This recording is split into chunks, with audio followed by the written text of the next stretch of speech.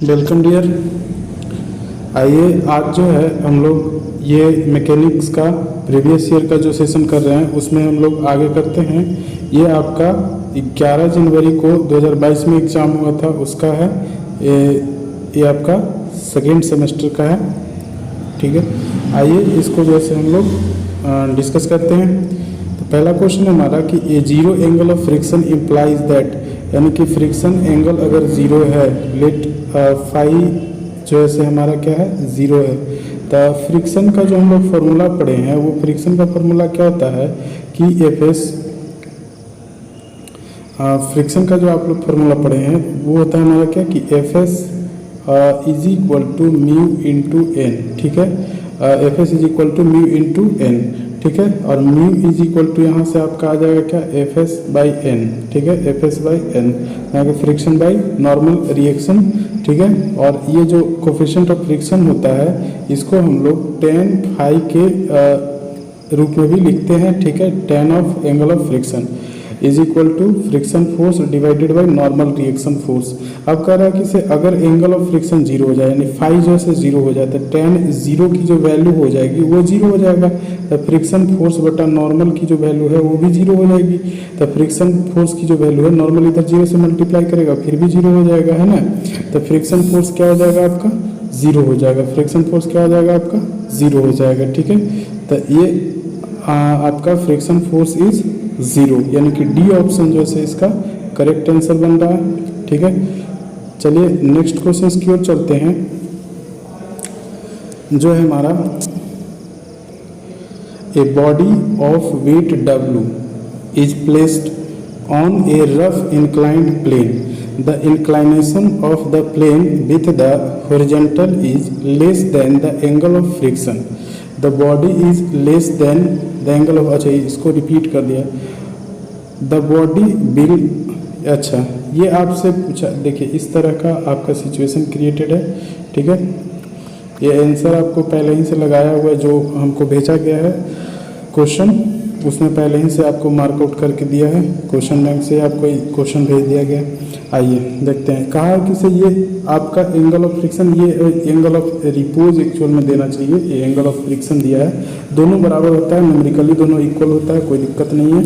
तो ये मान लेते हैं कोई बॉडी जैसे हम लोग रफ इंक्लाइंड प्लेन पे रखते हैं। ठीक है, और इसका मास अगर m है तो नीचे की ओर इसका वेट mg लगेगा और इधर की ओर इसका कंपोनेंट आ जाएगा mg कोस अल्फा, और इधर इंक्लाइंड प्लेन के पैरेलल में आपका mg साइन अल्फा आ जाएगा। ठीक है, mg साइन अल्फा। ठीक है, अब आपसे कहा गया है कि ये जो एंगल ऑफ फ्रिक्शन जो है वो कम है, किससे कम है, तो इंक्लाइनेशन ऑफ द प्लेन, यानी कि जो इंक्लाइनेशन जो है उससे आपका कम है एंगल ऑफ फ्रिक्शन, यानी अल्फा की जो वैल्यू है वो एंगल ऑफ फ्रिक्शन से कम है। ठीक ना, यानी फाई आपका एंगल ऑफ फ्रिक्शन हो गया, इससे कम है आपका अल्फा जो एंगल ऑफ इंक्लाइनेशन है वो।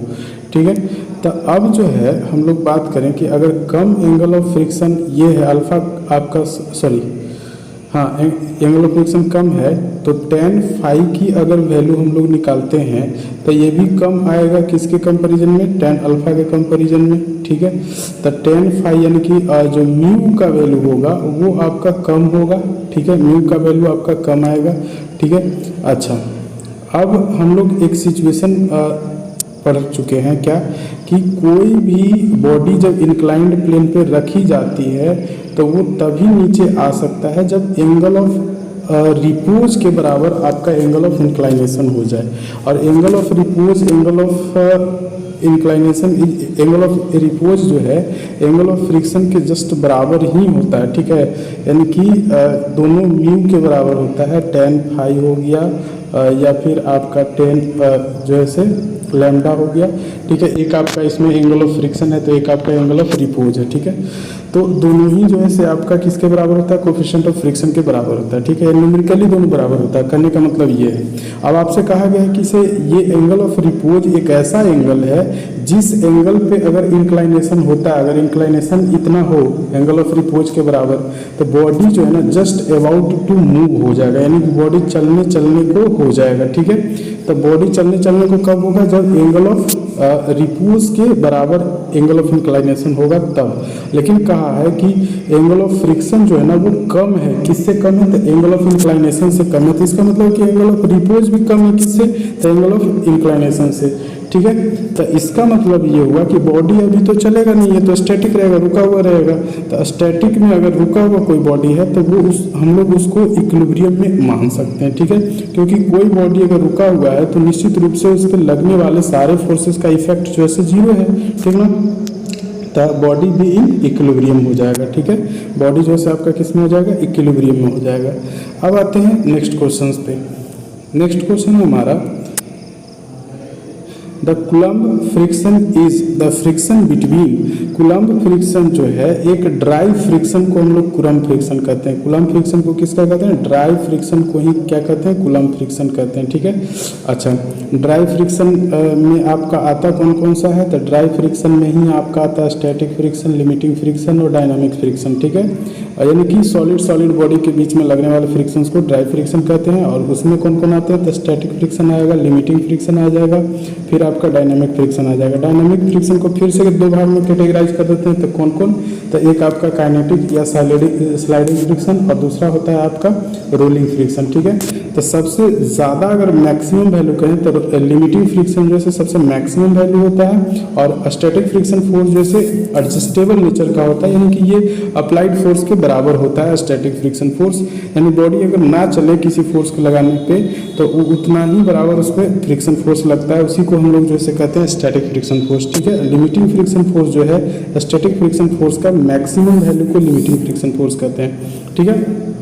तो ये चीज़ें आप याद रख सकते हैं। फिर है आपका काइनेटिक फ्रिक्शन फोर्स। क्या होता है काइनेटिक या स्लाइडिंग फ्रिक्शन फोर्स, तो जब बॉडी को हम लोग चलाते हैं, ठीक है, मूवमेंट देते हैं, यानी स्लाइड करके लेकर के चलते हैं, तो इसके सरफेस के बीच में लगने वाले फ्रिक्शन को स्लाइडिंग फ्रिक्शन कहेंगे। और रोलिंग फ्रिक्शन क्या होता है कि बॉडी जब रोल करता है, यानी साइकिल का पहिया जो है आपका रोल करता है सरफेस पे, तो उसके बीच में लगने वाले फ्रिक्शंस को, उनके सरफेस के बीच में लगने वाले फ्रिक्शन को हम लोग रोलिंग फ्रिक्शन कहेंगे, ठीक है। तो ये कूलम्ब फ्रिक्शन जो है ना वो ड्राई फ्रिक्शंस को ही कहते हैं। कूलम्ब फ्रिक्शन किसको कहते हैं, ड्राई फ्रिक्शंस को ही कहते हैं, ठीक है। ये चीज़ें अब आप कमेंट में बताइएगा कि जो वेट फ्रिक्शन है, यानी कि जो फ्लूइड फ्रिक्शन, ठीक है, तो फ्लूइड फ्रिक्शन जो है से उसका क्या नाम होता है, फ्लूइड फ्रिक्शन का क्या नाम होता है वो आपको बताना है, ठीक है। तो फटाफट कमेंट में बताइए आप। अब आते हैं नेक्स्ट क्वेश्चन पे, 4th नंबर पे। कहता है ये 1 kg block is resting on an horizontal surface with coefficient of friction mu is equal to 0.1।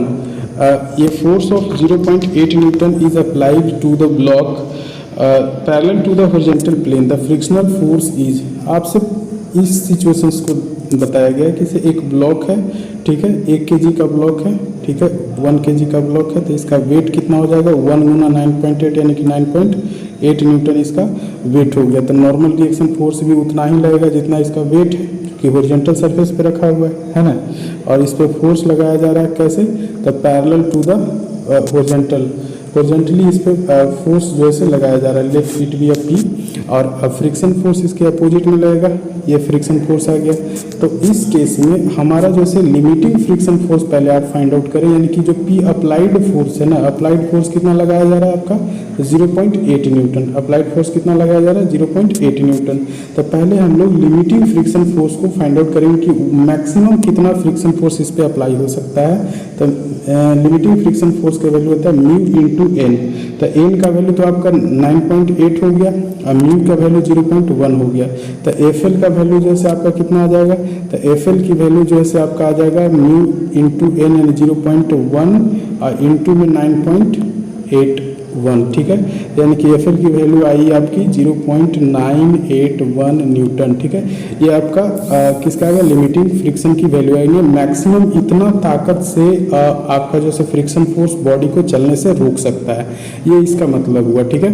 तो अब जो बात ये है कि आप जो अप्लाइड फोर्स लगा रहे हैं वो क्या लगा रहे हैं, लिमिटिंग फ्रिक्शन फोर्स से कम लगा रहे हैं, तो बॉडी तो नहीं चलेगी क्योंकि रोकने वाला फोर्स चलाने वाले फोर्स से कम हो गया, अप्लाइड फोर्स से कम हो गया, ठीक है।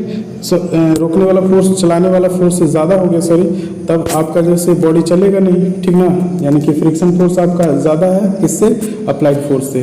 तो इसका मतलब ये है कि से अब बॉडी चलेगा नहीं। पहला बात, जब बॉडी चलेगा नहीं यानी तो बॉडी रेस्ट में रहेगा। तो हमने कहा कि जब बॉडी रेस्ट में रहता है तो उस पर जो फ्रिक्शन फोर्स लगता है उसको हम लोग कहते हैं स्टैटिक फ्रिक्शन फोर्स। कौन सा फ्रिक्शन फोर्स कहते हैं, स्टैटिक फ्रिक्शन फोर्स, ठीक है। तो स्टैटिक फ्रिक्शन फोर्स की वैल्यू होती कितनी है, तो स्टैटिक फ्रिक्शन फोर्स की जो वैल्यू होती है वो होती है अप्लाइड फोर्स के बराबर, ठीक ना, अप्लाइड फोर्स के बराबर। तो आपने अप्लाइड किया है कितना, 0.8 न्यूटन, और बॉडी चल नहीं रहा है, रेस्ट में है, तो इसका मतलब है कि इस पर फ्रिक्शन भी कितना लग रहा है, 0.8 न्यूटन लग रहा है, ठीक है। तो ये आपका सी इसका करेक्ट आंसर हो जाएगा, ठीक है। कई लोग जो है इसमें कंफ्यूज होकर के बार बार जो है एक limiting friction force mu into N करके निकाल देंगे और उसका आंसर जो है टिक आउट कर देंगे ए, तो ये गलत हो जाएगा आपका। आप जो है इसको पहले निकाल करके चेक कीजिए कि अप्लाइड फोर्स जो है ना, क्या वो ज़्यादा है लिमिटिंग फ्रिक्शन फोर्स से कि नहीं। अगर वो कम है अप्लाइड फोर्स तो ये स्टैटिक फ्रिक्शन फोर्स का कंडीशन बनेगा, और static friction force always equal to the applied friction force, because static friction force is the self adjustable in nature, ठीक है। तो ये दिमाग में रखेंगे। अच्छा, अब आइए नेक्स्ट क्वेश्चन की ओर। कहता है first moment of an area about X axis, ठीक ना, first moment of an area about X axis के about first moment of area क्या होगा। तो देखिए एक्स एक्सिस बाई एक्सिस कहे जब भी, तो एक्स एक्सिस बाई एक्सिस आप बना लीजिए, ठीक है। उसके बाद एरिया बना लीजिए, कोई एक एरिया बना लीजिए, मान लेते ये हमने एक रेक्टेंगल बना लिया, इसका सेंट्रॉइड कहीं ना कहीं पे होगा। लेट इसको जैसे एक्स एक्सिस से डिस्टेंस को हम लोग वाई कोऑर्डिनेट कहते हैं, और बाई एक्सिस से डिस्टेंस को हम लोग एक्स कोऑर्डिनेट कहते हैं, है ना, परपेंडिकुलर डिस्टेंस को सेंट्रॉइड का। तो ये आपका जो है से बाई हो गया और ये आपका एक्स हो गया, ठीक है, बाई और एक्स। तो आपका जो है से फर्स्ट मोमेंट ऑफ एरिया यानी कि क्यू किसके अबाउट कुछ पूछा है, तो एक्स के अबाउट पूछा है। तो एक्स एक्सिस के अबाउट कहेगा तो एक्स एक्सिस से परपेंडिकुलर डिस्टेंस लेंगे यानी कि बाई कोऑर्डिनेट लेंगे, ठीक है। अच्छा, एरिया मल्टीप्लाइड बाई एरिया आपका स्मॉल एलिमेंट के रूप में लेना है क्योंकि इंटीग्रल फॉर्म में लिया गया है, तो डी ए ले लिए, और परपेंडिकुलर डिस्टेंस हमारा कितना हो गया, तो बाई इंटू डी ए जो है आपका ये हो गया आपका स्मॉल मोमेंट ऑफ एरिया, ठीक है। और इसको कंप्लीट करने के लिए आप इंटीग्रेशन का साइन लगा दीजिए, तो ये हो जाएगा complete moment of area about the x axis, ठीक है, जिसको हम लोग क्यू एक्स से डिनोट कर रहे हैं, ठीक है। तो ये आपका सही हो जाएगा, बाई इंटू डी ए का इंटीग्रेशन, बी आपका सही आंसर हो गया। ये कई बार हमने बताया भी है, जब आपको एक्स एक्सिस के अबाउट पूछे तो बाई इंटू डी एस यानी बाई से मल्टीप्लाई करना है एरिया में, और जब बाई एक्सिस के अबाउट पूछेगा तो एक्स इंटू डी ए लगाना है, ठीक है। ये दिमाग में आप रख सकते हैं। अब आते हैं नेक्स्ट क्वेश्चन की ओर। नेक्स्ट क्वेश्चन है हमारा, the position of centre of gravity of a solid hemisphere of radius R lies on the control radius at the distance from the plane base, यानी कि ये आपका प्लेन बेस है, solid hemisphere बना रहा है, तो ये आपका सॉलिड हेमिस्फीयर हो गया, और ये आपका कंट्रोल रेडियस हो गया, ठीक है। बाई एक्सिस मान लेते हैं इसको, एक्स एक्सिस मान लेते हैं, और रेडियस जो से आपका आर है। तो इसका जो सी जी होगा यानी कि इसका जो सेंटर ऑफ ग्रेविटी होगा सी जी, वो कितना दूरी पे होगा, तो यहाँ से हमने बताया था आपको कि सेंटर से ऊपर कंट्रोल रेडियस की तरफ आपका कितना हो जाता है, तो 3r/8 के फॉर्म में आपको हमने लिखवाया है, 3r/8 होता है। और अपेक्स से नीचे कितना होता है, तो 5r/8 कितना होता है, 5r/8, ठीक है। तो ये आप याद रख सकते हैं, दोनों ही फॉर्मेट में याद रख सकते हैं। अपेक्स से अगर पूछेगा तो 5r/8 आप लगाएंगे, और बेस से पूछेगा तो 3r/8 लगाएंगे, ठीक है। तो ये ऑप्शन इसका करेक्ट हो जाएगा। चलिए नेक्स्ट क्वेश्चन की ओर आते हैं। नेक्स्ट क्वेश्चन है हमारा कि the centre of gravity of a solid circular cone divides the axis in the ratio of यानी कि सॉलिड सर्कुलर कोन है हमारा, तो कोन बना लेंगे पहले, ठीक है। ये इसका एक्सिस हो गया, ठीक है, हाइट इसका h है, ठीक है। तो ये CG मान लेते हैं, तो CG आपका नीचे से कितना होता है, बेस से आपका होता है h/4 और अपेक्स से कितना होता है नीचे, तो 2h/4 होता है, सॉरी 3h/4, ठीक है, 3h/4 होता है, ठीक है। आपसे पूछा गया कि ये जो CG है इस एक्सिस को किस रेशियो में डिवाइड करेगा, तो 3h/4 डिवाइडेड बाई h/4 कर दीजिए आपको, तब 4 से 4 खत्म हो जाएगा, h से h खत्म हो जाएगा, 3:1 आ गया आपका सही आंसर। कितना हो गया, 3:1 हो गया सही आंसर। इसको जनरल दिमाग से नहीं बल्कि बना करके आप बनाएंगे तो एकदम क्लियर जाएगा, 3:1 आपका सही आंसर हो जाएगा, ठीक है। तो आप सी ऑप्शन टिक आउट करेंगे। अच्छा, नेक्स्ट क्वेश्चन पे आते हैं। नेक्स्ट क्वेश्चन है हमारा क्या कि the centroid of a triangle is the point of intersection of, यानी कि ट्रायंगल का सेंट्रॉयड जो होता है, ये तो कई बार क्वेश्चन आ चुका है प्रीवियस ईयर्स में भी, और भी जो डिस्कशंस हुई है उसमें भी आपको ये बताया गया। तो सेंट्रॉयड जो है ट्रायंगल का, वो आपका मीडियंस का इंटरसेक्शन पॉइंट होता है, ठीक है। मीडियंस का इंटरसेक्शन पॉइंट को हम लोग सेंट्रॉयड कहते हैं, ठीक है। अच्छा, फिर जो है से आपका नेक्स्ट क्वेश्चन पे आ जाते हैं। नेक्स्ट क्वेश्चन है हमारा क्या, if the efficiency of lifting machine is kept constant, its velocity ratio is proportional to the mechanical advantage. अच्छा, देखते हैं, एफिशिएंसी इज इक्वल टू होता है मैकेनिकल एडवांटेज बटा में वेलोसिटी रेशियो, ठीक है, यही होता है। इसको आपको कांस्टेंट रखने के लिए कहा गया है, तो mechanical advantage is equal to हो जाएगा आपको क्या, तो कांस्टेंट गुना में वेलोसिटी रेशियो, कांस्टेंट गुना में वेलोसिटी रेशियो। तो हम कह सकते हैं कि मैकेनिकल एडवांटेज जो है वो आपका directly proportional to velocity ratio हो गया, क्योंकि कांस्टेंट हटा देंगे तो डायरेक्टली प्रोपोर्शनल आ जाएगा, ठीक है। तो हमारा क्या हो गया, mechanical advantage is directly proportional to velocity ratio, या velocity ratio is directly proportional to mechanical advantage, ठीक है।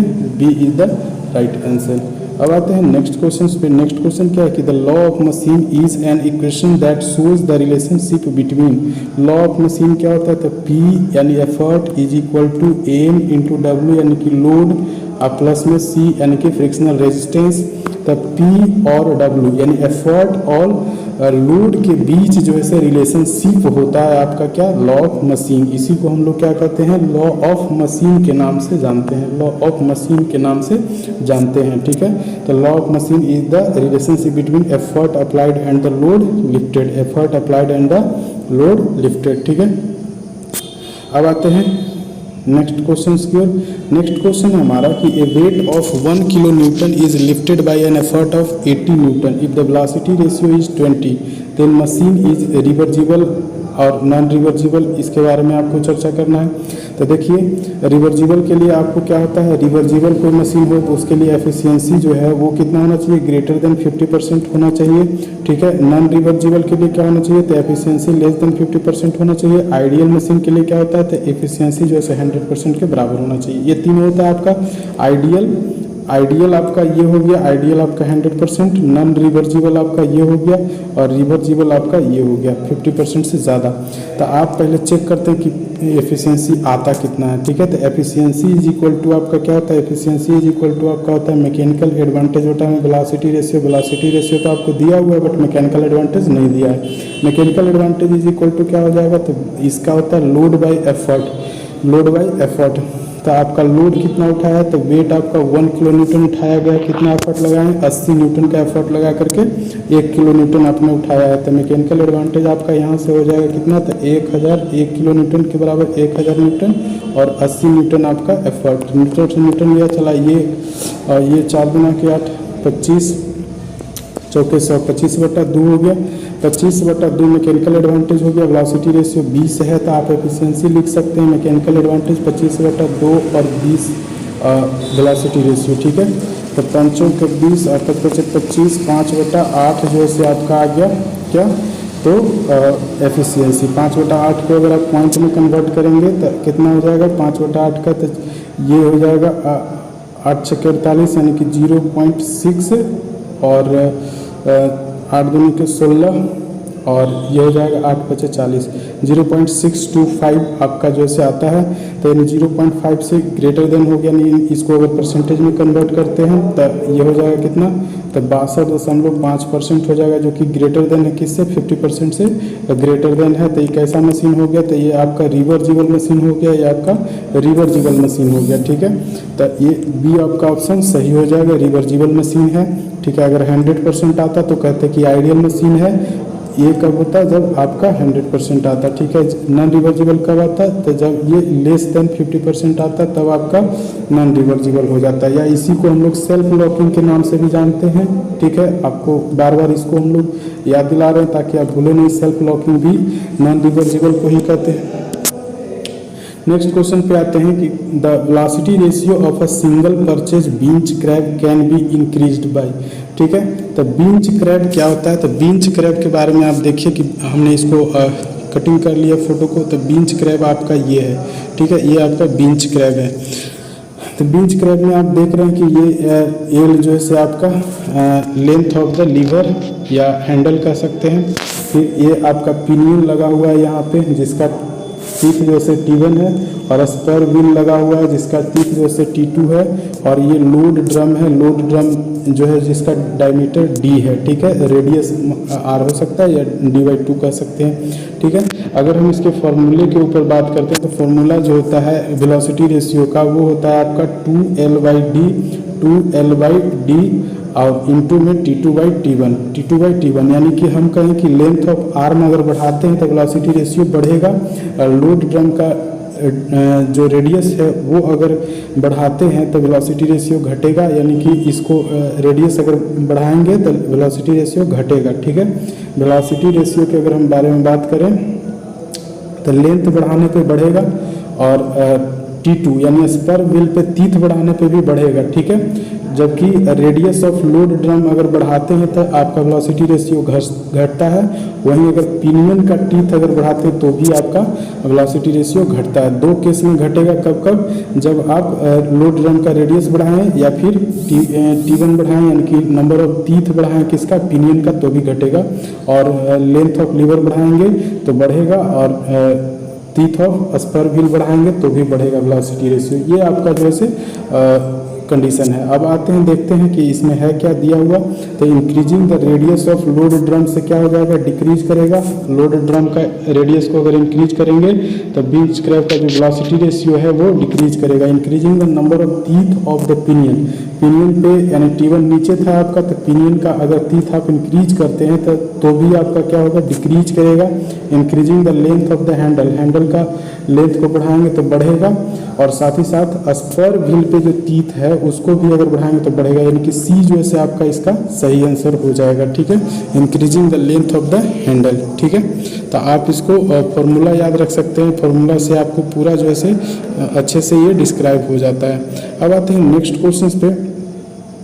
नेक्स्ट क्वेश्चन है हमारा कि a beam supported on more than 2 supports is called. एक बीम है जो 2 से ज़्यादा सपोर्ट्स रखता है। ठीक है, जैसे मान लेते हैं एक सपोर्ट यहाँ पे हो गया, एक सपोर्ट यहाँ पे हो गया, एक सपोर्ट यहाँ पे हो गया, रोलर सपोर्ट दे देते हैं, यहाँ पे भी आपका एक सपोर्ट हो गया। तो इस तरह के बहुत सारे जब सपोर्ट्स आ जाते हैं बीम के अंदर, तो आपको इस बीम को हम लोग कंटिन्यूअस बीम के नाम से जानते हैं। किस नाम से जानते हैं, तो कंटिन्यूअस बीम के नाम से जानते हैं। ठीक है, तो कंटिन्यूअस यानी कि बी ऑप्शन इसका सही आंसर हो जाएगा। कंटिन्यूअस बीम यानी कि इसके पास मोर देन 2 सपोर्ट्स होगा। ठीक है, फिक्स बीम में 2 ही सपोर्ट होगा, लेकिन दोनों ही एंड को फिक्स कर दिया जाएगा। ठीक है, ओवर हैंगिंग बीम में क्या होता है कि सपोर्ट से जब बीम बाहर निकल जाता है तो उसको हम लोग ओवर हैंगिंग बीम के नाम से जानते हैं। ठीक है, इस तरह के बीम को हम लोग क्या कहते हैं, ओवर हैंगिंग बीम कहते हैं, क्योंकि इसका पोर्शन जो है से एक्सटेंड आउट हो जाता है, यानी कि बाहर की ओर निकल जाता है। ठीक है, the over hanging beam. Simply supported beam कब कहलाएगा, सिंपली सपोर्टेड बीम जैसे सिंपल बीम जो एक तरफ से हिंज सपोर्ट हो और दूसरे तरफ से ये रोलर सपोर्ट हो, तो इसको हम लोग सिंपली सपोर्टेड बीम के नाम से जानते हैं। टाइप्स ऑफ बीम जो है आप याद रख सकते हैं विथ फिगर, तब जो है आपको 6 नंबर का क्वेश्चन कंप्लीट होगा जो सब्जेक्टिव के लिए। तो आप ऑब्जेक्टिव में भी देखिए कि पूछ दिया जाता है, तो आप उसको याद रख सकते हैं, फिगर से बहुत आसानी से आप याद रख सकते हैं इसको। चलिए नेक्स्ट क्वेश्चन की ओर आते हैं। The number of reaction possible at the hinge support for the great general loading. देखिए आपसे पूछा क्या गया, number of reaction possible at the hinge support. Hinge support है आपका, ये आपका हिंज सपोर्ट है, ठीक है, यहाँ पे हिंज कर दिए हैं, यहाँ पे जैसे आपका रोलर सपोर्ट है। तो जनरल लोडिंग कर दिया तो हमने एक इंक्लाइंड लोड लगा दिया। जनरल लोड किसी भी तरह का लोड हो सकता है, तो इंक्लाइंड लोड हमने लगा दिया। इंक्लाइंड लोड में इसका आपका एक कंपोनेंट इधर की ओर आ गया, इसका एक कंपोनेंट इधर की ओर आ गया, ठीक है। तो वर्टिकल जो लोडिंग है उसके वजह से इसमें वर्टिकल मूवमेंट नहीं होने देगा, ठीक है, यानी कि वर्टिकल रिएक्शन जो है आ गया, ठीक है। अब ये जो हॉरिजॉन्टल लोडिंग जो है, हॉरिजॉन्टल फोर्स जो लग रहा है, इसके वजह से बीम आपको इधर की ओर मूव करना चाहेगा, लेकिन ये यहाँ पे हिंज किया हुआ है तो इधर की ओर तो रोकेगा ये, तो ये इधर की ओर भी रिस्ट्रिक्ट कर देगा मोशंस को। इसीलिए ये एक वर्टिकल रिएक्शन प्रोड्यूस करता है और साथ ही साथ ये हॉरिजॉन्टल रिएक्शन भी प्रोड्यूस करता है, ठीक है। वर्टिकल और हॉरिजॉन्टल दोनों रिएक्शन प्रोड्यूस करने की क्षमता होती है किसमें, तो हिंज सपोर्ट में। लेकिन जब जनरल लोडिंग के केस में आता है तभी आप इसमें दो रिएक्शन देख सकते हैं, अन्यथा जैसे एक लोडिंग के केस में अनुमान लेते कहता है किसे आपको कि वर्टिकल लोडिंग है सिर्फ, तो वर्टिकल लोडिंग के लिए ये वर्टिकल रिएक्शन सिर्फ प्रोड्यूस करेगा। जनरल लोडिंग तो तिरछा भी लगा दीजिएगा तो आप तो तिरछा में तो ये दोनों तरफ से रिएक्ट करेगा, तो ये आपका जनरल लोडिंग के लिए 2 रिएक्शन प्रोवाइड करेगा और वर्टिकल लोडिंग के लिए 1 रिएक्शन प्रोवाइड करता है, ये आप ध्यान में रख सकते हैं। नेक्स्ट क्वेश्चन है हमारा कि the moment of a couple is a, यानी कि कपल मोमेंट क्या होता है, तो कपल मोमेंट जो है ना किसी भी बॉडी पे लग कर करके किसी भी लोकेशन में ये लग सकता है, ठीक है। तो यानी कि ये एक तरह का फ्री वेक्टर होता है, ठीक ना, कि किसी भी बॉडी पर लग करके उसमें टर्निंग इफेक्ट यानी रोटेटिंग इफेक्ट प्रोड्यूस करता है, किसी भी लोकेशन में ये लग जाता है, तो ये जो है से फ्री वेक्टर के रूप में इसको हम लोग जानते हैं, ठीक है। वहीं अगर मोमेंट ऑफ फोर्स अगर आपका आता है तो उसको हम लोग बाउंड वेक्टर कहेंगे, ठीक है। मोमेंट ऑफ फोर्स को बाउंड वेक्टर कहते हैं, ठीक है, ये आप दिमाग में रख सकते हैं। अच्छा, अब आते हैं नेक्स्ट क्वेश्चन है हमारा कि the forces whose line of action are parallel to each other and act in the same directions are known as, ठीक ना, वैसा फोर्सेस जिसका लाइन ऑफ एक्शन जैसे एक दूसरे के पैरेलल है, ठीक है, जैसे F1 F2 ये जो से एक दूसरे के पैरेलल है, ठीक है, और सेम डायरेक्शन में है, ठीक ना, सेम डायरेक्शन में है, ये F1 और F2 जो से दोनों सेम डायरेक्शन में। तो लाइन ऑफ एक्शन पैरेलल का मतलब है कि फोर्स भी पैरेलल हो गया, तो पैरेलल फोर्स तो ये हो गया, पैरेलल फोर्स आप दिमाग में डाल लीजिए कि पैरेलल फोर्स होने वाला है। चूंकि डायरेक्शन सेम है, तो डायरेक्शन सेम है तो उसके लिए सेम डायरेक्शन के लिए हमने लाइक का इस्तेमाल किया, ठीक ना, लाइक और अनलाइक।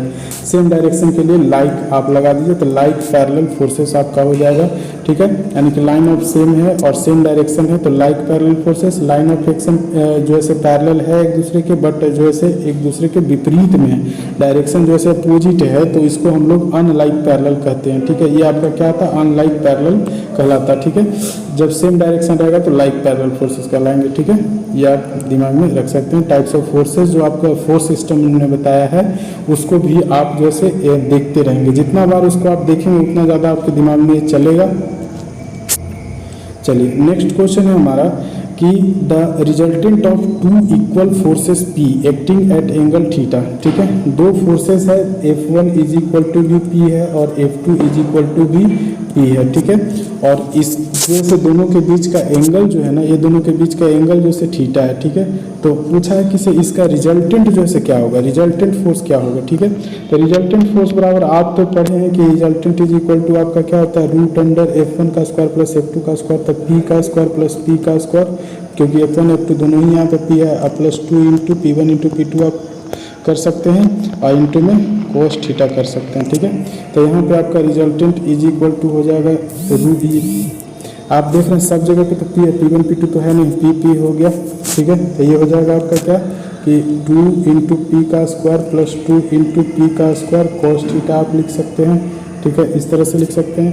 P का स्क्वायर आप कॉमन लेंगे तो P बाहर आ जाएगा, तो P आपका इंटू में रूट अंडर 2 आप प्लस में कोस थीटा हो जाएगा, 2 plus 2 cos theta, 2 plus 2 cos theta हो जाएगा, ठीक है। अब इसको और सॉल्व कीजिएगा तो R इज इक्वल टू हो जाएगा P और root under 2 into 1 plus cos theta हो जाएगा। ठीक है, आप इसको फॉर्मूला के रूप में आप जानते होंगे। 1 प्लस कोस थीटा को आप लिख सकते हैं क्या, तो इसको लिख सकते हैं आप 2 into cos square theta by 2 into cos square theta by 2। ठीक है, तो ये आपका 2 इंटू 2 4 हो जाएगा, जो कि बाहर आ जाएगा, तो 2p कोस स्क्वायर थीटा, तो कोस थीटा बाई 2 हो जाएगा। ठीक है, ये आपका आ जाएगा रिजल्टेंट फाइनल रिजल्टेंट कितना आ गया 2p cos theta by 2, 2p cos theta by 2, तो 2p कोस थीटा बाई 2 यानी डी ऑप्शन जो है सही हो जाएगा। ठीक है, 2p कोस थीटा बाई 2 यानी कि डी ऑप्शन जो है आपका बिल्कुल करेक्ट हो गया। तो इस तरह से आप बनाते हैं। आप डायरेक्ट जो है इसको फॉर्मूला के रूप में आप याद भी रख सकते हैं, क्योंकि ये जो है कई बार पूछ दिया जाता है, आपको न्यूमेरिकल में भी पूछ दिया जाता है। ठीक है, तो इस तरह से आप इसको याद भी रख सकते हैं। अब जो है नेक्स्ट क्वेश्चन की ओर आते हैं। नेक्स्ट क्वेश्चन है हमारा a force acting on a body retard it's motion, induce internal stresses, charge it's motion, change है, चार्ज नहीं है, ये चेंज है, आपका एन है, चेंज इट्स मोशन। ठीक है, तो देखिए फोर्स जब बॉडी पे लगता है तो उसके इफेक्ट्स ऑफ फोर्स में हम लोग पढ़े हैं क्या कि इसके मोशंस को चेंज कर सकता है। ठीक है, इसमें इतनी एबिलिटी होती है कि बॉडी के मोशंस को चेंज कर सकता है, बॉडी के मोशंस को रोकने की भी क्षमता रखता है, यानी कि अगर ये चल रहा है तो इसको रोकने की भी क्षमता, यानी कि रिटार्ड कर सकता है। ठीक है, रिटार्ड का मतलब है कि उसके एक्सेलरेशन को कम करना। ठीक है, तो रिटार्ड भी कर सकता है। इंड्यूस इंटरनल स्ट्रेसेस, अगर आप किसी बॉडी पे दोनों तरफ से आप फोर्स लगाते हैं, पुशिंग फोर्स, तो इसमें इंटरनल स्ट्रेस जो है डेवलप कर सकता है।